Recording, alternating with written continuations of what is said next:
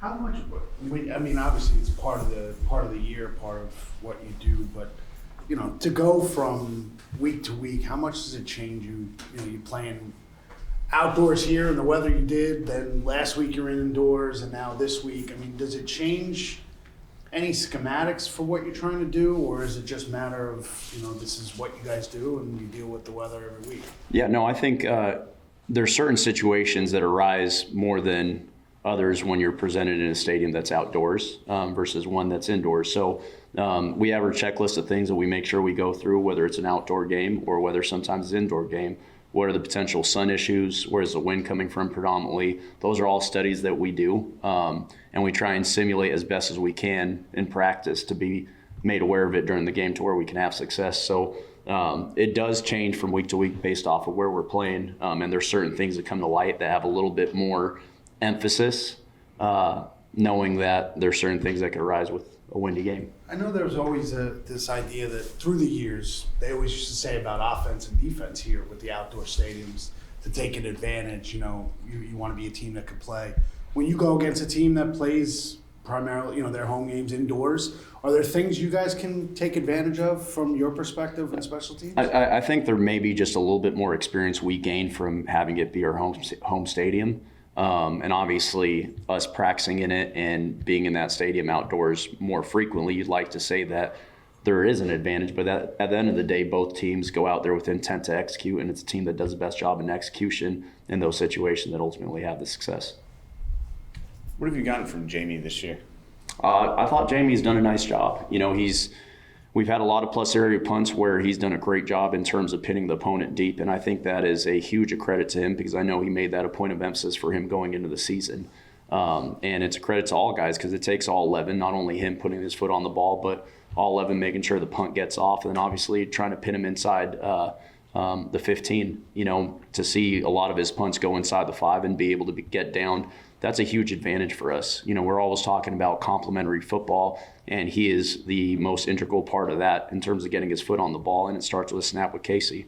But I think he's done a nice job in terms of that. I know he's going to want a couple of punts back, but predominantly to play in those conditions and to be able to have his stronghold be on controlling returners and being good location-wise. I think he's done a really nice job this year. I know you obviously weren't with him, but how much did you know of him earlier? Because the reputation he had was big leg, big boomer, didn't have that element to his game. How much have you, from what you know of him before to what you see now, have you? I've seen a ton of growth from him from when he first stepped into the league. Obviously studying him when he was coming out, and I think the way he's wired, he's a pleaser. Like, he wants to do everything you're asking him to do, and he's a great teammate, and he wants to be at his absolute best every opportunity he gets. So he's put in the work and is ready to obviously showcase those talents. And you see all his hard work from the offseason during the week of practice show up obviously on game day. So it's cool to see that maturation of him and obviously his more consistent punts happening. Mike, the season's basically winding up. The new kickoff rule. Did anything surprise you the way it went during the course of the season from around the league and even you, obviously? Any surprises that you I didn't think this was what it was done? How would you assess the new kickoff rule? Yeah, no, I think every week we learn something on both kickoff and kickoff return. It is, it's funny obviously to see as the season progresses how a new rule starts to carry over some past fundamentals that you didn't necessarily think maybe going into it were going to be very prevalent. So you're starting to see more old school fundamentals come back in terms of what people can do from a kickoff side of things and also from a kickoff return side of things. You're seeing some of the same fundamentals, some of the same returns that you saw predominantly happen in years past show up a little bit more. Obviously with this being a new rule and having such extreme changes to formations and what you're technically allowed to line up in, you would think that it would almost hold you to a certain point that you can only do certain things. But I think people have gotten really creative with how to move the pieces around and still be in legal formations to be able to get the things that they've wanted to get in past years.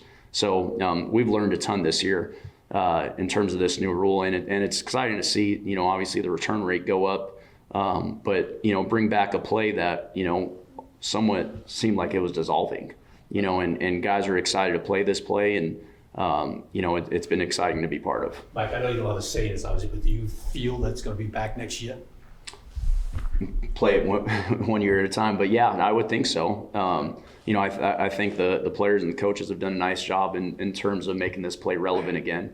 I can't speak to, what the injury rates are or what the true return rate is, but it certainly feels like it's more populated. So I'd like to see it. I'd like to see it back. How's Eric kind of growing? I know earlier in the year he had some turnovers and fumbles, but he had a good returning last game against the Falcons. How is he starting to grow a little bit? Eric Gray. Yeah. So as a returner, obviously the most important thing for any returner is ball security. Those struggles early on in the season, he was so focused on, obviously making sure that stuff didn't happen after he lost the ball a couple times. And you see that growth happen every week in terms of his ball security, his catch mechanics, but just a genuine understanding of how blocks play out is something that he learns from the running back room. And, he's definitely grown as a returner, and you've seen the success happen in the past few games, show up more and more.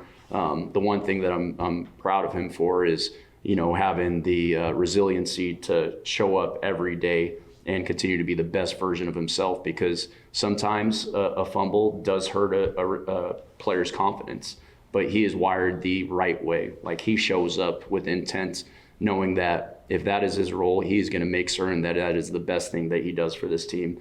And the players enjoy blocking for him because they know he's convicted to hit the return hole, and he understands the fundamentals it takes to have success on that.